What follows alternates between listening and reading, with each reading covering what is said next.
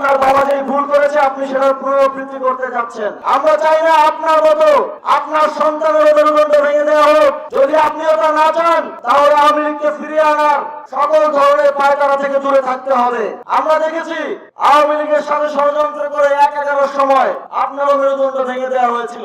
যদি আপনি আবারও শেখ হাসিনা কিংবা সজীব ওয়াজেদ জয়দের ফিরিয়ে এনে যদি মনে করেন যে সাময়িক ভাবে আমাদেরকে 11 দলীয় জোট, জামায়াতে ইসলামী, এনসিপি সহ যারা আছে তাদেরকে একটা রাজনৈতিক প্রতিদ্বন্দ্বী দিয়ে আটকে রাখতে চান, এটা হবে আপনাদের ভুল ডিসিশন। আপনার বাবা যেই ভুল করেছে আপনি সেটার পুনরাবৃত্তি করতে যাচ্ছেন।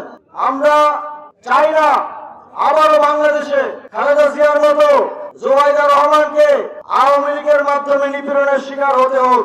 আমরা চাই না আপনার মতো আপনার সন্তানের মেরুদণ্ড ভেঙে দেওয়া হোক।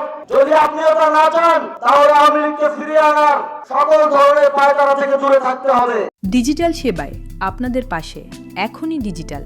ভিজিট করুন এখনই-digital.com। আর যদি আপনারা তা করেনি তাহলে আগামীর বাংলাদেশে আমরা তো আরো দীর্ঘদিন রাজনীতি করবো ইনশাআল্লাহ। বাংলাদেশের জনগণ ইতিহাস মনে রাখবে ইনশাআল্লাহ। যদি সেটা আপনারা করেন তাহলে যখন আবারও আপনার পরিবার বা আপনাদের নেতাকর্মীরা আওয়ামী লীগের অত্যাচার অনাচারের শিকার হবে তখন কিন্তু আমরা আপনাদের পাশে দাঁড়াবো না। তখন কিন্তু আমরা রাজপথে বিগত সময়ের মধ্যে সরব থাকবো না।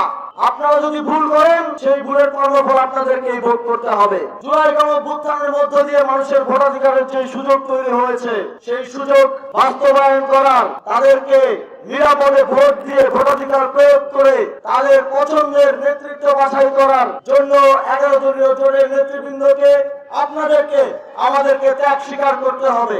আমাদেরকে 12 তারিখ প্রস্তুত থাকতে হবে যেন একজন কেন্দ্র থেকে ভোট না দিয়ে ফিরে না আসে। যদি কেউ ধানের শীষে ভোট দিতে চায় নিরাপদে যেন সে ভোট দিয়ে আসতে পারে আমাদের নিশ্চিত করতে হবে। বাংলাদেশের জনগণ মুখিয়ে আছে 11 দলীয় জোটকে, জুলাই গণঅভ্যুত্থানের পক্ষের শক্তিকে, ন্যায় ও ইনসাফের পক্ষের শক্তিকে ভোট দিয়ে বিজয়ী করার জন্য। এটা আমাদের দায়িত্ব। ন্যায় ও ইনসাফের পক্ষের সকল নেতা কর্মীর দায়িত্ব বাংলাদেশের জনগণের ভোটাধিকার নিশ্চিত করার জন্য 12 তারিখ সারাদিন কষ্ট করে হলেও কেন্দ্রে উপস্থিত থাকা। বগুড়াবাসী কি ভোটাধিকার নিশ্চিত করতে প্রস্তুত? 12 তারিখ আপনারা সবাই ত্যাগ করতে প্রস্তুত? আমরা কিন্তু 22 ফেব্রুয়ারি আমার জনগণের ভোটাধিকার যদি হরণ করার চেষ্টা কেউ করে আমরা দাঁড়িয়ে দাঁড়িয়ে সেই তামাশা দেখবো না। আপনারা কি দাঁড়িয়ে দাঁড়িয়ে সেই তামাশা দেখবেন?